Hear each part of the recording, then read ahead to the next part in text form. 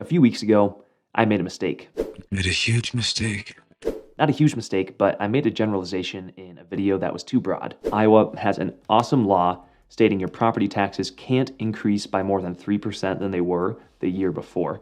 And this is kind of a summary of the law. It's all you need to know to understand it. A couple of awesome people in the industry, Dan Dempsey and Nate Herbers, who were kind enough to point this mistake out to me and let me know where some confusion and misunderstanding may have been for some people. You need an agent in Ames, by the way, call Nate Herbers. He really knows his stuff. He's awesome. And we're going to jump right in as quickly as possible today. I'm going to walk you through a detailed but simple explanation of how Iowa's property tax rollback law actually works.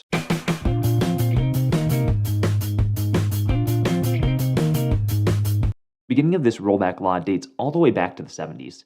This was a time of really, really high inflation, and both residential and ag property values in Iowa were rising really quickly, too quickly. People were not happy that their property taxes were going to be increasing as much as well. So Iowa's response in their legislation was to continue assessing property values at fair market value, which is what a property would sell for, but to limit their taxable value. Thus, the rollback was born. So if you're a property owner in Iowa, your rollback percentage is the amount of your property's value subject to taxation. In order to protect taxpayers, Iowa has a limited statewide growth of total taxable values to 3%. Pretty simple, right? Wrong. No, it's not. So let's say, for example, that the total value of all of Iowa's residential properties was $200 million in 2022. This is just a number I made up for simplicity's sake. And let's say the rollback rate in 2022 made the taxable value $100 million. And then between 22 and 23, we all know what happened. The assessed values of our properties that we own jumped up a lot, right around 22% on average. So if this rollback law wasn't in place, our total taxable value would have increased to $122 million in 2023.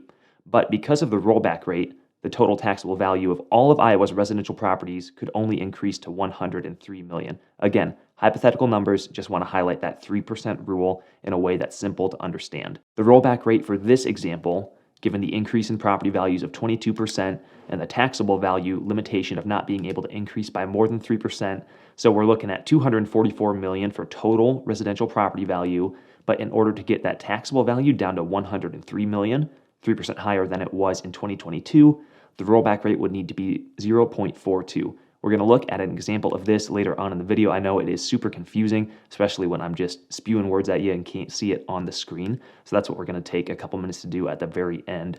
And if you look at just the rollback alone, due to the law of averages, your single property's taxable value would not increase by more than 3% in Iowa. However, as we know, real estate is not all equal. Some areas saw higher increases in values than others, so some properties may see an increase in taxable value by a little bit more than 3%, and some may see an increase of a little bit less. And here's one other factor of taxes to consider as well, your levy rate. This is set by your taxing authorities, which are your city, your school district, and a lot of other things, and it's the percentage of your taxable value you actually end up paying in taxes. And we won't know what our levy rate is for the 2023 assessment until March of 2024, I believe. These rates are going to depend upon the budgets your taxing authorities submit to the auditor. So again, the state, the city, the school. I know it's really exciting stuff, so I want to quickly go over an example with my personal home in Johnston. But before I do, one more quick factoid on property taxes here in Iowa. We have what is called an ag tie. It's super interesting, I think. So in addition to the 3% limit in the rollback, our residential values are also linked to our ag land values in this way. Annual growth of one class cannot outpace the other for taxable value's sake. So let's take, for example, if ag land ever decreases in value, then the taxable value of residential properties is zero. It can't go up. From 1986 to 2006, this actually slowed the taxable value growth for residential properties. All right, so back to that example. I live in Johnston, in Polk County, and my assessed value this year increased from $200,000 to $230,000. The Polk County Assessor's page has a really neat tool that makes it a lot easier to visualize this, what we've been talking about today, so bear with me for just like 2 more minutes. You can see my assessed value here in the small black print.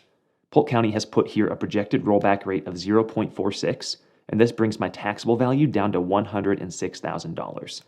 And then when you apply the projected levy rate on top of that, what I owe in gross taxes before the homestead tax credit, since I live here as my primary residence, is $4,177. And this number is actually, interestingly enough, less than the gross taxes on my property last year. So that's how it applies to my house. Your house may be very different. It could be closer to that 3% increase. And again, these are just estimated numbers that Polk County has thrown in here for now. I'd like to think they're pretty good estimates, but we'll find out the actual numbers later this year, and then we'll find out our levy rate in March of next year. Once again, I hope this helps clarify on what I said in that video. Thanks again to Nate and Dan for calling me out for that. So I know this video was probably a little more than just a bit confusing, but I hope it was a fairly simple explanation of what I was trying to say in that last video, and I hope you got some value out of it. If you have any questions on this at all, please give me a call anytime, send me an email, shoot me a text. I would love to hear from you. Thank you so much for watching. If you don't mind taking just a couple seconds to hit the like and subscribe button, I would appreciate that so much. Thank you again. I appreciate you.